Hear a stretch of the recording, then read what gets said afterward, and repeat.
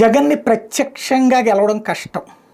అదేంది మొన్ననే ఓడిపోయాడు. ఎస్, ఆ గెలుపు కాదు, జగన్ని శాంతం నిర్వీర్యించడం, అంటే రాజకీయ శూన్యుడిగా చేయటం, రాజకీయాల నుంచి బయటికి తరిమేయడం అన్నటువంటిది ప్రత్యక్షంగా సాధ్యం కాదు. అంటే జగన్కి ఆల్టర్నేటివ్ ఫోర్స్గా పవన్ కళ్యాణ్ మంది మార్బలం వస్తారు, కానీ ఓట్లు పడలేదు.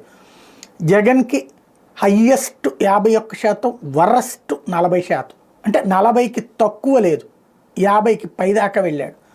కాబట్టి అట్లాంటి జగన్మోహన్ రెడ్డిని ప్రత్యక్షంగా వైఎస్ఆర్ కాంగ్రెస్ పార్టీని ముంచేయడమో మూసేయడమో కష్టం. కాబట్టి ఢిల్లీ సర్కిల్స్లో ప్రస్తుతం జరుగుతున్న చర్చ అయితే మాత్రం, ఎందుకంటే తాజాగా సుప్రీంకోర్టు తీర్పు కూడా వచ్చింది జగన్ కేసులని రోజువారీ విచారించమని. ఇది జరిగితే రాబోయే 2-3 ఏళ్లలో సాధారణంగా ఈడీ సిబిఐ కేసులలో ఈడీ సిబిఐ కోర్టు ఏదైతే ఉంటుందో అది మాత్రం శిక్షలు వేసేస్తుంది.